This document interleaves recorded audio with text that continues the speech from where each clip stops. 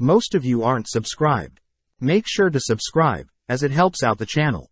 Without further ado, the series starts with our MC, Sunraku, having just defeated the final boss, praised by his elven friend Faria.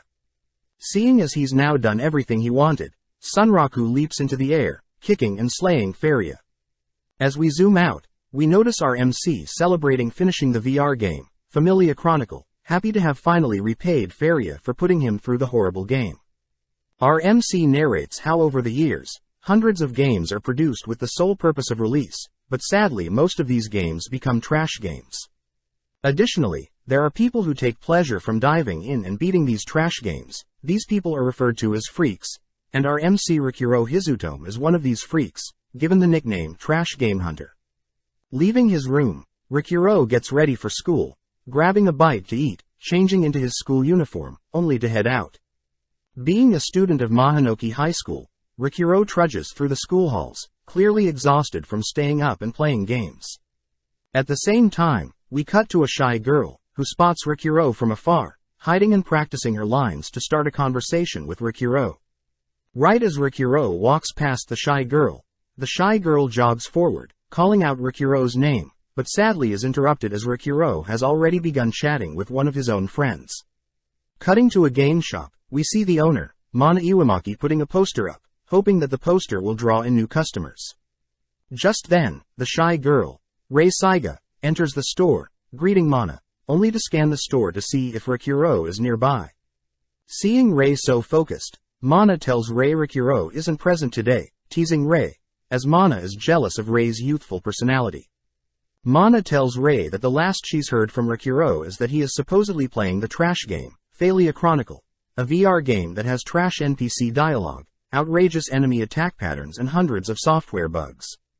On top of that, Mana states that it takes true skill to be able to even defeat the first boss, making raging a common thing among people who attempt the game. Before Rei can learn more about the game, Rikuro appears, greeting Mana, but as Mana tries to introduce Rei to Rikuro, Mana notes that Rei is gone. Venting for a bit, Rikuro states that the Faria is the sole reason that his gaming experience was horrible, stating that Fairy simply causes more and more issues for Rikuro to resolve, and on top of that she gets party members killed. Amazed that Rikuro didn't give up even after all that suffering, Rikuro reveals that the sole reason he put up with all the annoying bugs and NPC interactions is so he can beat up Faria during the final cutscene of the game. Happy to see that Rikuro is satisfied with his performance, Mana notices Rei listening in on their conversation, asking if Rikuro would like to try out a non-trashy game this time. Suggesting Shangri-La Frontier, Mana explains that in terms of enjoyment, the game has been specifically designed for players to enjoy, piquing Rikuro's interest. Heading home, Rikuro begins reading up on Shangri-La Frontier, learning that the game has the Guinness World Record for the most players logged in at once. Apparently, the story of the game involves a mysterious group of aliens from space who had crash-landed on the game's planet, where a society of medieval robotic aliens begin to foster. Fascinated by the sci-fi elements of the game along with the thousands of positive reviews, Rikuro boots up the game. Rikuro also learns that Utopia Entertainment Software, along with genius programmer, Tsukuyo Tsukuri, who was the lead programmer for Shangri-La Frontier, getting Rikuro even more excited about the game's world. Placing on the VR headset, Rikuro opens up the game's start menu, forced to craft his own character. Sifting through the thousands of character classes, Rikuro reasons that the Twin Blade Mercenary class sounds pretty flexible, choosing it and moving on to his character's origins. Stumbling across a Wanderer, Rikuro is happy to hear that Wanderers have low defense, but in exchange players have increased luck, allowing for a higher critical strike chance along with a higher loot drop rate. Finally, Rikuro is prompted with the character accessories, shocked that the game gives the player so much freedom with their character designs. Finishing up the final touches, Rikuro unveils his almost naked avatar, proud of the final touches. Rikuro explains that he's personally not into any flashy designs for his character, always preferring powerful weapons over valuable armor. Luckily, Rikuro was able to sell his starting equipment to help for later expenses, but he reasons that he should at least hide his face, hence the bird mask. Finally, Rikuro's game name, Sunraku, is derived from his real-life name, and is a gamer name that Rikuro uses constantly. Just like that, Sunraku is born, only to confirm his final build, laying down and skipping the beginning game dialogue and thrust it into a forest. Checking out the realistic environment, Sunraku notes how his avatar's movements feel very realistic, running towards a tree, only to begin climbing it. Upon reaching the peak of the forest, Sunraku takes a second to admire the vast scenery and take in the fresh breeze. Pulling up the player's map, Sunraku wonders if a tutorial town for beginners is nearby, but unbeknownst to him, players that choose the Wanderer origin are spawned in a random location within the beginner zone. Starting by noting the location of the forest of Rampant that he's in, Sunraku spots his own marker along with the tutorial town that he notes is nearby. Knowing that he must head west, Sunraku leaps from the trees, cleanly landing on the ground with his bare feet, impressed at how his body moves. Making his way through the forest, Sunraku checks out his stats, not surprised to see that his vitality is quite low, wondering when he'll get a chance to try out his increased luck boost. Right at that moment, Sunraku senses a fast approaching monster, leaping out of the way, just as the monster brings its axe down on Sunraku's position. Surprised to have encountered a monster so early on in the game, Sunraku embraces the challenge, equipping his twin blades and taking a stance, ready to fight. Allowing the goblin to come in close, Sunraku dodges the goblin's swing, pivoting, only to cleave the goblin in half, instantly killing it. Brushing off his instant kill as beginner's luck, Sunraku is happy to see that he's now level 2 and that the goblin dropped its axe. But just then, Sunraku hears another monster approaching. Instantly appearing from a nearby bush, a Vorpal bunny attempts to decapitate Sunraku, but Sunraku blocks its strike, managing to strike the bunny, blowing it back. Knowing that he'll perish if the bunny hits him even once, Sunraku gets serious, clashing with the bunny to get a feel for its movements, spotting an opening, only to land a critical strike on the bunny, killing it for good. Seeing his level rise to level 4, Sunraku is upset the bunny didn't drop its rare blade, but suddenly a screen pops up, notifying Sunraku that he's acquired the flash parry skill that'll help when he blocks or parries strikes. Seeing the newly acquired skill, Sunraku realizes that the game allows players to integrate their own fighting styles, wondering what types of fighting styles he could bring into this game.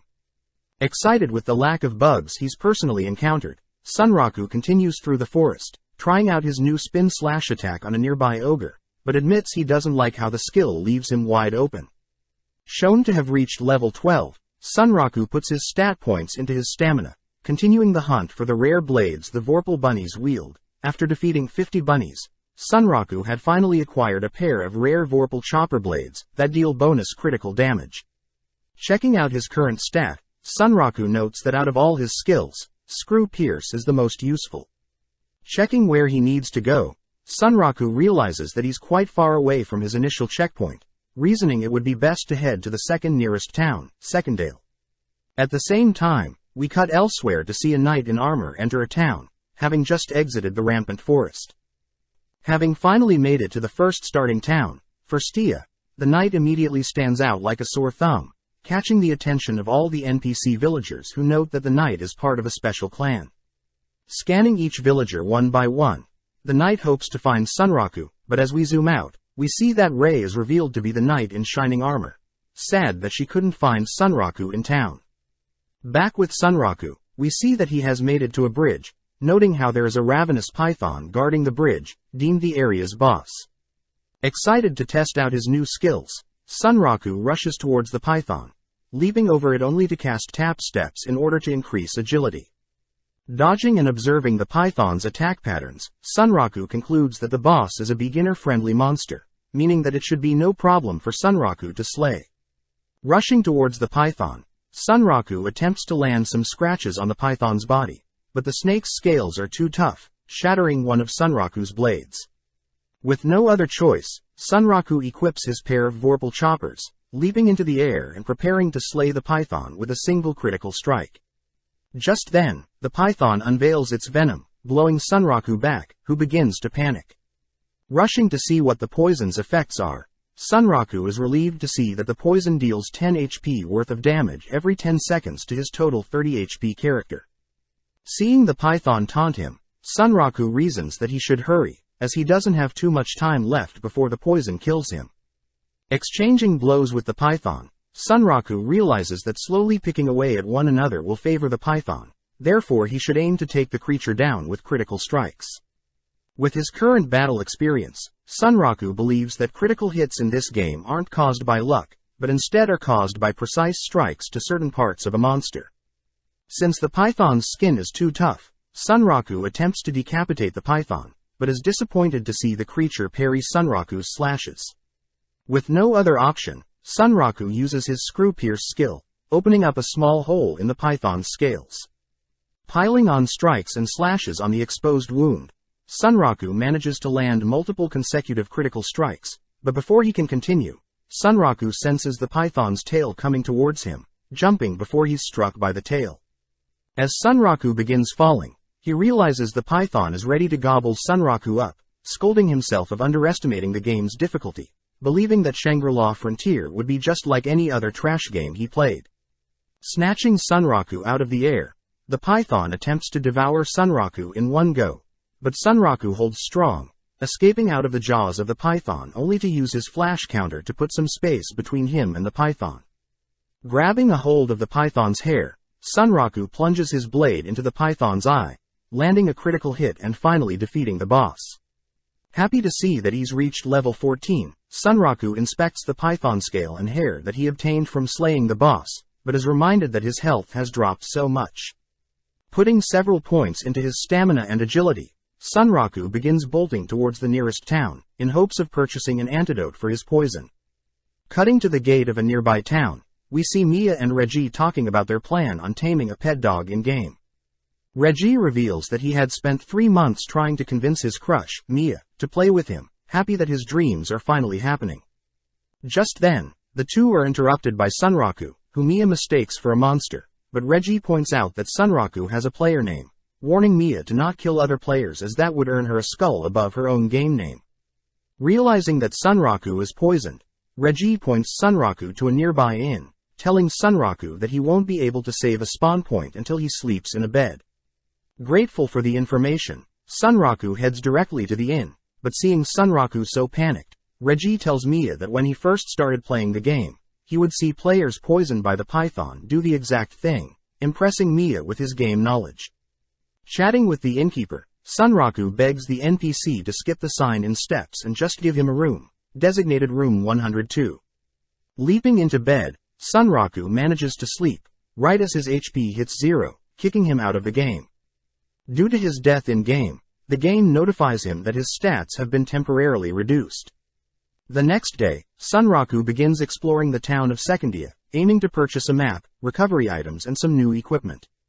Continuing to walk through town, Sunraku gets some weird looks from other players, reasoning that it would be best to at least cover his naked body.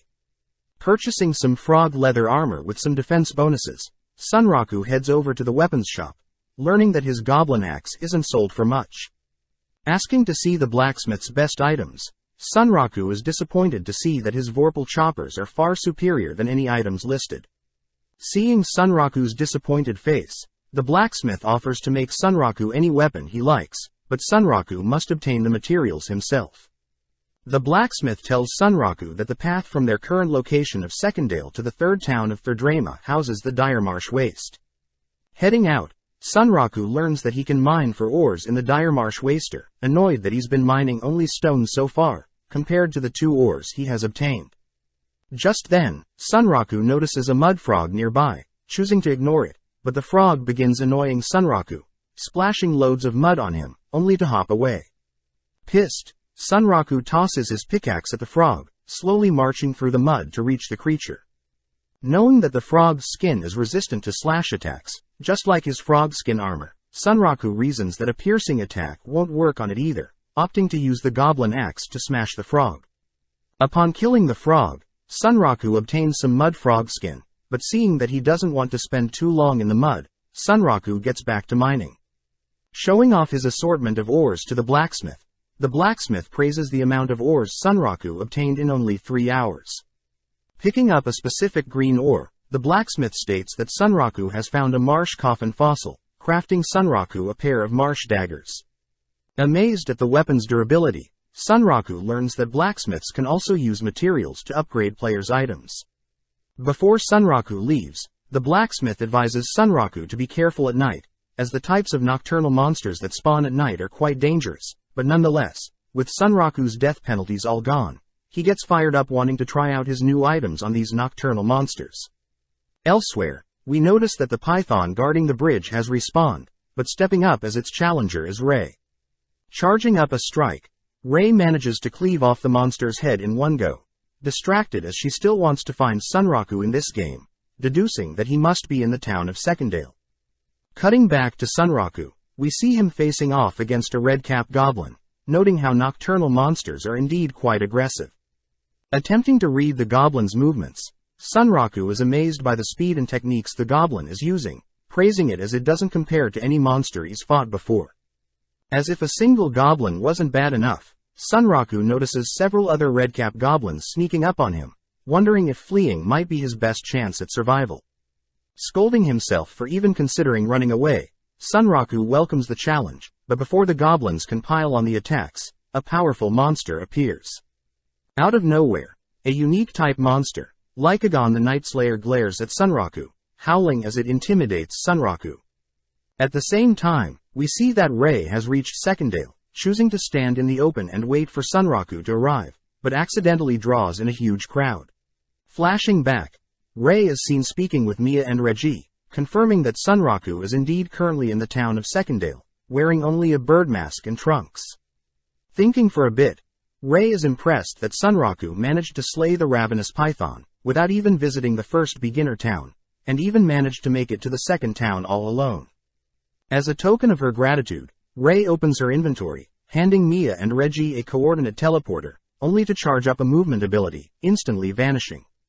Both Mia and Reggie are amazed at Rei's movements, but Mia wonders what that crest is on Rei's back, learning from Reggie that the crest belongs to a clan that focuses on unique monsters, mainly Lycagon the Nightslayer.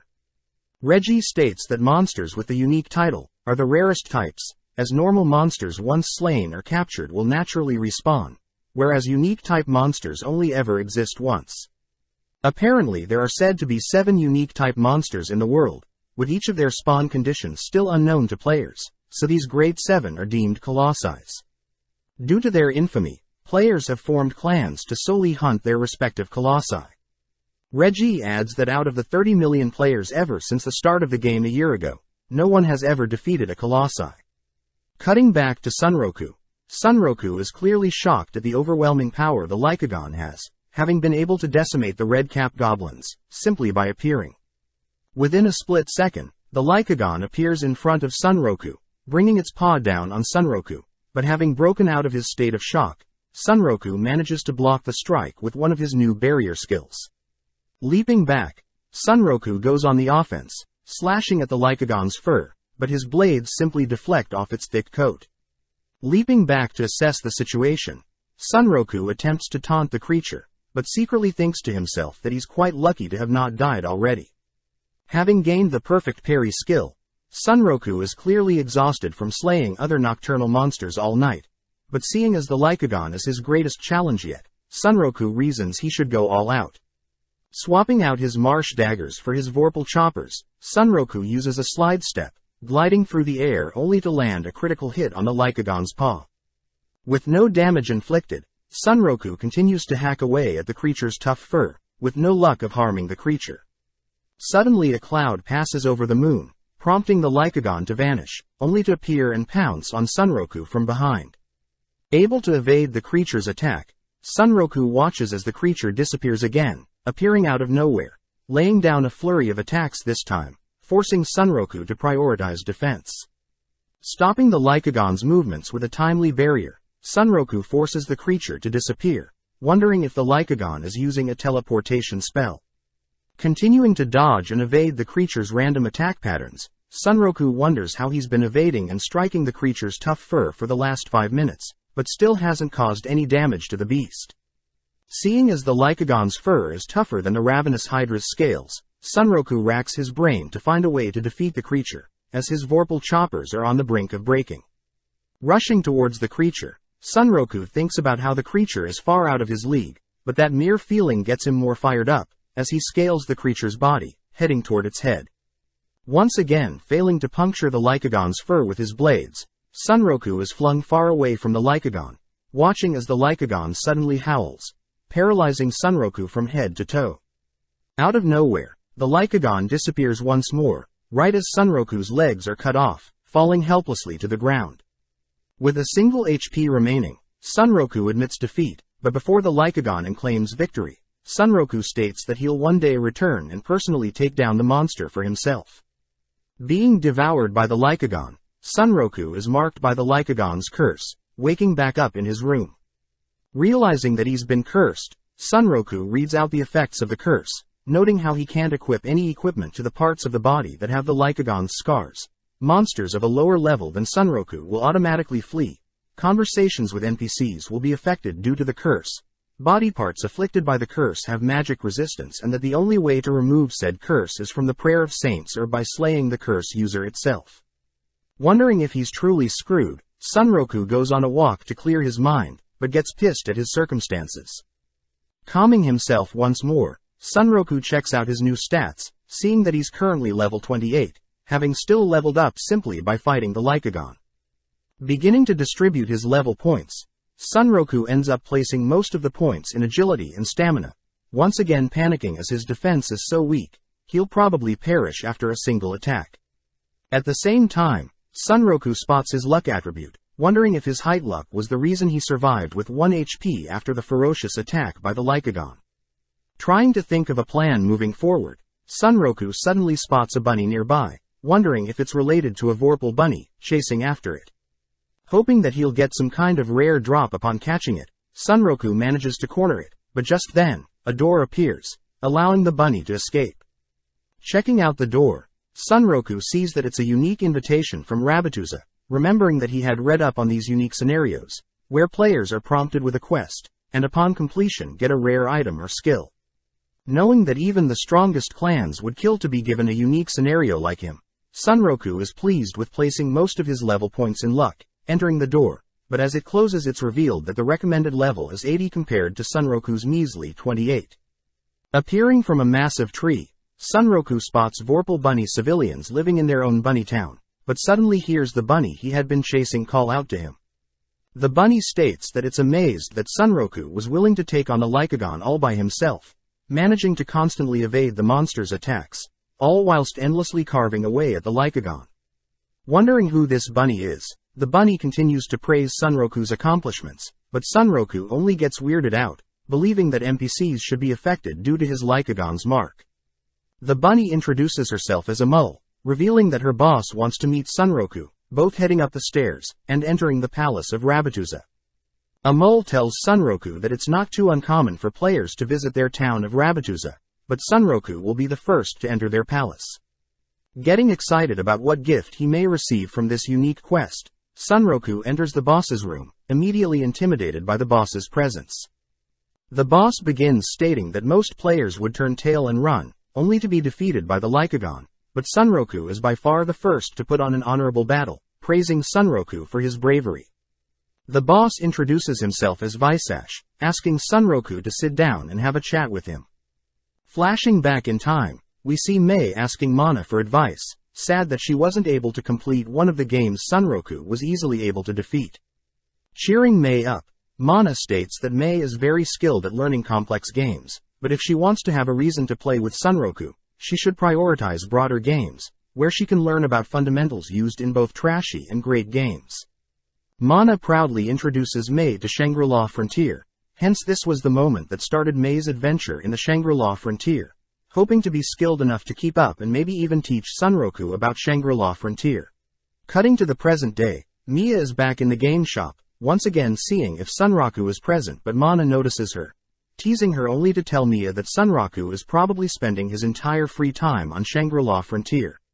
Sad to hear this, Mia admits that she had been searching for a while across multiple towns, but had no luck finding Sunroku. Laughing at Sunroku's unpredicted gaming behavior, Mana encourages Mia to continue searching and that when she does eventually find Sunroku, she should confess her love to him, making Mia all red. Back at Sunroku's home, we see his little sister, Rumi Hizutome, heading out, all whilst he begins reading up on various other player experiences with the tour of Rabbituza. One of the known Rabbituza side quests are triggered when a player slays a higher level monster than the player's current level, using a Vorpal weapon. Upon slaying the monster, a Vorpal bunny will appear, inviting the player to attempt a side quest, where a player is required to save the town of Rabbituza from a Ligonian python. Upon the quest's completion, the player will earn an enchant Vorpal spell, but hearing these conditions, Sunraku notes how this was nothing compared to what he went through. Flashing back, we pick back up from when the boss bunny, Visash, asks if Sunraku would like to have a little chat, praising Sunraku's Vorpal soul. Wondering what a Vorpal soul is, Sunraku realizes that this may be a training quest, where he may earn unique buffs. With no reason to refuse, Sunraku gets onto his knees, bowing his head as he calls Visash older brother. Hearing Sunraku respect him, Visash stands up, glaring at Sunraku only to slowly march towards him, intimidating Sunraku. Surprisingly, Visash thanks Sunraku for addressing him with respect, telling Sunraku that he only offers his unique training to people that respect him. Allowing Sunraku to address him as Vosh, Vosh calls for his daughter, Amul, to give Sunraku a tour of the palace, but Sunraku asks for a break, since he's been logged into the game for quite a while. Seeing as Sunraku needs to take a break, Amul states that she can help Sunraku find an inn, in order to sleep and save as a spawn point. Before Vosh leaves, he tosses a Vorpal Soul Collar item to Sunraku, which Sunraku is forced to equip. Reading the item, Sunraku is shocked to see that the item halves all experience points that he gains, but in exchange his stat points earned are multiplied by 2.5. Vosh states that people that go through necessary hardship are those that end up becoming the strongest, and this item will help Sunraku foster his Vorpal soul. Back in the present, Sunraku fails to find any articles or player experiences that recount meeting Amul, Vosh, or even entering the palace, meaning that Sunraku is truly the first ever person to enter this unique scenario. Checking the time, Sunraku realizes that he has to meet one of his friends, Katsu, in Berserk Online Passion, or BERP for short, another one of his VR games. BERP is a fighting game that is part of the trash games he's played in the past, and since it's quite an unpopular game, the player base has shrunk substantially, meaning most players know each other. With both Katsu and Sunraku logged in, they both initiate a duel against each other, both agreeing that anything goes in their match. Dashing towards Sunraku, Katsu shows off his new tentacle glitch move, impressing Sunraku, having expected nothing less from a pro gamer. Retaliating, Sunraku unveils his quick draw fist skill, easily matching Katsu's tentacle strikes, who notes that Sunraku's reaction speed is godly. As Sunraku and Katsu's match draws on, other players begin to take note of their duel, surprised that such pros are still playing a trashy game. Unfortunately, a bug in Katsu's texture allows Katsu to defeat Sunraku, unable to defend the bugged strike. Sitting down and catching up with one another, Katsu asks Sunraku if he's truly been spending time on Shangri-La Frontier, laughing at Sunraku's normie behavior. Sunraku tells Katsu about the existence of the 7 colossi, adding that only 4 of them have ever been discovered. Additionally, Sunraku states that he had encountered one of them, claiming that he'll only stop playing once he becomes the very first to defeat one of them.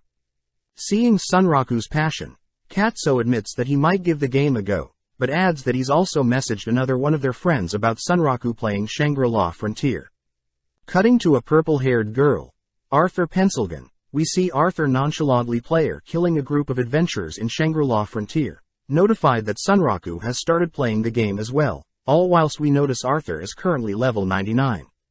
Back with Sunraku, we see him exiting Rabbituza with Amul, who states that she can create teleportation gates to and from Rabbituza anytime she wants. Wondering why Sunraku has chosen to leave Rabbituza, Sunraku admits that he would love to explore the palace a lot more, but states that he wants to first head over to the third town, Thurdrama, before he continues. Sunraku tells Amul that since summer break has started, hundreds of other players have begun playing Shangri-La Frontier as well, therefore the starting town for Stia has been recently swarmed, and players have been fighting over resources, monster kills and mining spots. Fearing that his current town of Secondia will soon be swarmed with new players as well, Sunraku reasons that he should make his way to the third town of Thurdrama, where he has read as a far bigger location, and only then will Sunraku be able to focus on his unique Rabbituza quest. Happy to hear Sunraku's plan, Amul offers to accompany him, sending Sunraku a party invitation, and reminding Sunraku that he can only enter and exit Rabbituza with her. Upon accepting the quest, Sunraku checks out Amol's stats, amazed that she exceeds him in every category, except speed. Believing the Lycagon's mark is probably one of the conditions to meet Amol and Vosh, Sunraku asks for Amol to hop on his shoulder, beginning to head out of town. Just then, the two are stopped by two other players, both adoring Amol's adorable looks. Asking Amol themselves how they can tame a bunny like her, Sunraku is forced to stop Amol from explaining her reasons for being with him, quickly running off, but gets a photo taken of them together. Now outside the town, Amol asks for Sunraku's plan, but Sunraku is distracted by one of the conditions of his curse. Seeing a goat rushing towards them, Sunraku tests to see if his Lycagon's curse will scare off the lower-level monster, but right on cue, the goat changes courses, instead fleeing from Sunraku. Taking the opportunity to run after the goat, Sunraku manages to cut off the goat's escape path. Sunraku follows up by plunging his blade into the goat, killing it. Praising Sunraku's speed, Sunraku states that he's now verified that he can use the curse to his advantage. Therefore he plans to ignore all weaker monsters on their journey, and instead will be heading straight for the next area's boss. With both Amol and Sunraku running to their next destination, Sunraku stops to check his map, confused as the area's boss is supposed to be in the swamp they're currently in. Having left town without asking other players about the next area's boss, Sunraku learns from Amol that the boss they'll be facing is called the Mud Digger, recommending Sunraku that it's crucial to find a way to hold the creature in place. With Amol sensing the boss fast approaching, both Sunraku and Amol watch as the creature emerges from the mud, all whilst Sunraku thinks about the unique feature of the swamp terrain, walking state, a feature that forces players to have one foot in the mud at all times, restricting fast-moving players like Sunraku. Trying to think of an alternative plan to slay the boss without his speed, Sunraku watches the Mud Digger boss leap into the air, only to dive back into the swamp. Spotting the creature in the mud, both Amol and Sunraku grow nervous as the Mud Digger begins making its way towards the two. Asking Amol to hold on tight, Sunraku activates his glide skill, dodging the Mud Digger's advances, following up by equipping his two Vorpal choppers. Knowing that he's much stronger due to his recent battle with the Lycagon, Sunraku meets the Mud Digger's advances head-on, activating his upgraded parry skill, Repel Counter, managing to block and slash the creature in a split second. Putting some distance between him and the boss, Sunraku hears Amol praise his clever thinking, but Sunraku notes that his glide and repel counter skills are the only two spells he can use to evade the Mud Digger's attacks, and sadly they both have 10-second cooldowns. With nowhere to run, Sunraku helplessly watches as the Mud Digger leaps out of the mud, preparing to devour both Sunraku and Amol, but Amol gets serious. Unveiling her Magic Edge spell, Amol manages to intercept the Mud Digger mid-air, temporarily knocking the creature unconscious. Seeing Amol cast a spell, Sunraku realizes that he has only been thinking of soloing the boss, thinking about how he can make use of Amol's skills. Casting a movement spell, and slowly trudging through the mud to close the distance between the unconscious Mud Digger, Sunraku notices the Mud Digger waking up, quickly performing his evolved Screw-Pierce skill, Spiral Edge, and using both daggers to knock the creature back. Swiftly scaling the creature with his Edge Climb skill, only to balance on the nose of the Mud Digger, preventing the creature from eating him. Ordering Amol to begin casting another spell, Sunraku times his skills perfectly, casting his Repel Counter to buy them some time, allowing Amol to finish her newly buffed Magic Edge spell. Amol's spell manages to knock the creature out, sending both Sunraku and Amol plummeting to the mud, both taking fall damage. Looking around, Sunraku and Amol realize that the body of the Mud Digger has disappeared, suddenly sensing their feet being pulled deeper into the mud, right as the Mud Digger leaps out of the mud once more. With no other option, Sunraku grabs Amol, flinging her far out of range from the Mud Digger, choosing to sacrifice himself to keep Amol safe. Surprisingly, Sunraku notices that he has taken barely any damage, and instead has been flung high up into the air. It's revealed that the Mud Digger, although has the ability to devour enemies, its special trait is that after its health points have reached a certain threshold, it gains the ability to vibrate the mud to trap enemies, only to fling them into the air repeatedly, hoping its enemies die from fall damage. This is also why the Mud Digger was given the title Solo Killer. As Sunraku begins falling to his doom, Sunraku gets annoyed at how the Mud Digger fights, but snaps out of it, racking his brain to figure out how to survive. Wondering if a mole could hit him with a spell to stop his fall, Sunraku reasons that he would probably die from any spell, so he ultimately accepts his fate. Luckily, a mole had made it beneath Sunraku, pulling out a scroll, intercepting his fall only to teleport the two above the mud digger. With Sunraku's built-up kinetic energy from falling, Sunraku accidentally pulls off a meteor fall attack, striking the boss from above with his head, instantly killing it. Amazed that he had survived with 1 health and has reached level 29, Sunraku praises a mole's quick thinking, only to think about how far he has come in this game. As a mole and Sunraku head to the next town, Sunraku begins gobbling down herbs, but is sad to see that the herbs aren't able to heal him back to full health. At the same time, Sunraku thinks about how strong a mole is compared to him, declaring that he'll make use of a mole's skills during a fight to help motivate himself to get stronger. A mole tells Sunraku that they'll be arriving at the town of Thurdrama soon, getting excited, as this means that Sunraku can finally return to Rabbituza and train there full-time. Hearing this, Sunraku gets worried, as he doesn't want to draw in too much attention, as a mole is someone that no one else has seen before. As a solution, a mole unveils her mysterious Vorpal bracelet, asking Sunraku to keep the item a secret, only to cast Metamorphosis on herself. Appearing from some smoke, Sunraku is clearly speechless, listening as a mole brags about her marvelous disguise.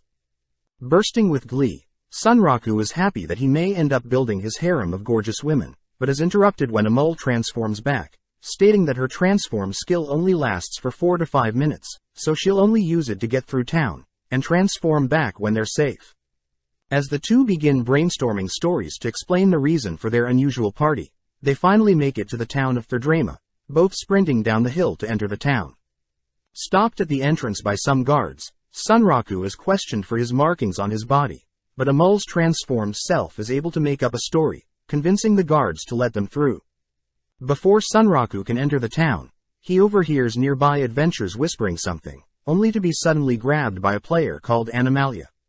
Cutting back to when Sunraku and a mole had escaped the second town, but unfortunately, 2 girls had taken a picture of the duo, only to post the picture to a forum asking other players about a mole.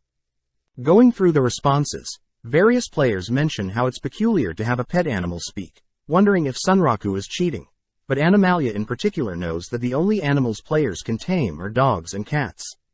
As the picture of Sunraku and a mole spread across the forum, various players begin to dissect his outfit and marks, deducing that Sunraku had been cursed by the Lycagon, but is still unsure as to how he has a pet bunny. Just then, Orsalot, the leader of Ashura Kai, a clan known for killing players, offers to hunt down and interrogate Sunraku. Cutting to a Siger 100, this mysterious lady has heard of the attention Sunraku is getting and has personally messaged Sunraku, offering to protect him. Back in the present, Animalia continues to cling onto Sunraku, demanding to know how Sunraku managed to tame a Vorpal bunny. Knowing that his quest given to him by Boss Bunny Vosh and a mole is a never-before hidden quest, Sunraku tries to think of a way to get out of the situation, but suddenly Arthur appears, slashing at everyone. As Animalia, Sunraku and a mole all evade Arthur's strike, Sunraku recognizes Arthur as Pencil Knight from other games they've played, but Arthur corrects Sunraku, officially introducing herself as Arthur Pencilgun in Shangri-La Frontier. At the same time, Sunraku notices Arthur's absurd level of 99 and the player killer icon above his name. Flashing back, we cut to a game by the name of Unite Rounds, following several knights who have pillaged and raided several homes in a town. As the knights leave satisfied with the loot they've obtained, they turn to spot Sunraku, who pounces on them, slaying them and stealing the loot they obtained. Apparently, Unite Rounds was a MMORPG game based around knights protecting a kingdom from the invasion of monsters, but the terrible design of the game made it so loot drops were absurdly low, and even basic quests like herb gathering took a minimum of 12 hours. As a workaround, players like Sunraku reasoned that it would simply be easier to steal, hence creating the era of Pencil Knight and her rule over the kingdom. Following Sunraku and Katsu, we see the two enter the game's palace, looting several bodies that had been left behind, but due to their strange circumstance, Katsu wonders if the monsters of the game are the true enemies, or is it Pencil Knight and her strange rules. Acknowledging the strange state of the game, Sunraku commends Pencil Knight's thinking though, as she welcomed people who challenged her, but also helped her enemies grow stronger. Entering the throne room, Sunraku and Katsuo greet Pencil Knight, noting how she had gained the title Dystopia Empress. Impressed that Sunraku and Katsuo were able to reach her throne, Pencil Knight agreed to challenge the two, but before they clashed, we cut back to the present. Staring at Arthur, Sunraku reveals that their duel in Unite rounds ended in a draw, with them both slaying each other. Sadly, Sunraku knows that currently, Arthur's stats are far superior, asking Amul to move aside whilst preparing to clash.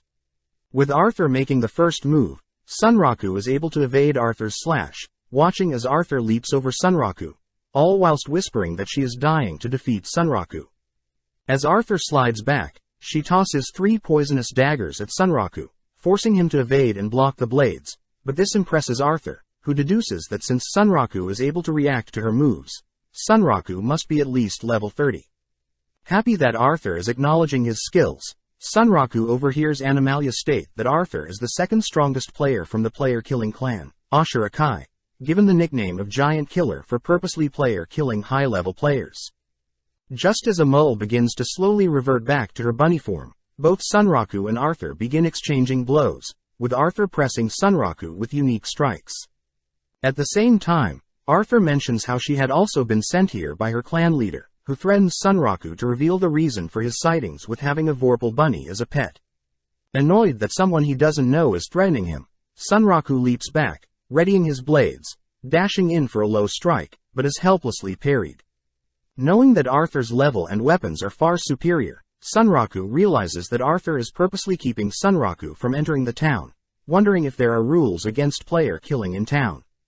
Impressed at Sunraku's observations, Arthur states that she has no intention of letting Sunraku through, but at the same time, Amul cries that her body is almost completely back to her bunny form. Seeing Sunraku and Arthur ignore her, Animalia wonders how she can intervene, but when she goes to check up on Amul, she's surprised to see that Amul has reverted back to a Vorpal bunny. Frustrated that Amul's cover has been blown, Sunraku uses a repel counter to stall Arthur's advances, calling Amul to cling to him, as he makes a dash towards the town. Hearing that Animalia wants to spend time with Amul, Sunraku accepts the offer, and in exchange Animalia will help Sunraku and Amul reach the town, where he can have Amul create a gate to Rabbituza. With Animalia intercepting Arthur from catching up with Sunraku, we see Sunraku grateful for the help, but just then, Sunraku freezes in place, spotting Ketchum, Lass, Branch and Remy, all members of the player Asura Kai as well. Arthur smirkly remarks that she never said she worked alone, thanking Sunraku as she now gets to face off against Animalia, the leader of the SF Zoo clan, known for studying monsters and not engaging in combat. Whilst Sunraku evades the 4 other members of Asura Kai, Animalia is seen casting a powerful 5-layered spell, easily able to land it on Arthur. But when the dust from the explosion clears, it's revealed that Arthur's had absorbed the spell, allowing Arthur to reflect the spell. Approaching Animalia, Arthur praises Animalia's potent spell, as it would apply poison, paralysis, drain, exhaustion and speed debuffs, normally intended to help with recording monster footage. Demanding to know how Arthur reflected her spell, Arthur unveils the Karmic Straw Doll item, being a one-use item that can absorb and reflect any curse. Seeing as her job is basically done, Arthur mocks Animalia's pathetic state, but at the same time, Sunraku is cornered, with all 4 other player killers ready to slay Sunraku. Out of nowhere, Ray appears, charging up a powerful strike, bringing it down to scare away the player killers, and luckily slaying Ketchum. Flashing back, Ray is seen depressed to still have not run into Sunraku, but as she thinks about all the games she's tried to learn just to play with Sunraku, she reasons that Shangri-La Frontier is her best chance to play with Sunraku. Upon loading back into the town of Secondale, Ray receives a message from her sister Siger 100, asking Ray, who is referred to as Siger 0, to search for a player that had been spotted with a Vorpal bunny. Marching through town, Ray notes how it must be fate that Sunraku is the player that her sister is ordering her to search for, casting a movement spell as she rushes towards the 3rd town. Luckily, Ray has finally caught up with Sunraku, spotting members of the Asura Kai attempting to slaughter Sunraku. Overwhelmed with joy, Ray instantly equips a powerful blade, leaping into the air, only to scare off the people bullying Sunraku. Having heard a massive explosion, Arthur remembers that now both Sunraku and Katsuo are playing Shangri-La Frontier. Arthur can begin a mission that she had planned a while ago. But as Arthur waits for the smoke to clear, she spots Siger Zero, ecstatic that there is another strong player for her to defeat. As Arthur heads in Ray's direction, Animalis suddenly grabs a hold of Arthur's leg, unveiling her own trump card. Check out one of our other videos on the screen or in the info card above. Subscribe, like and comment.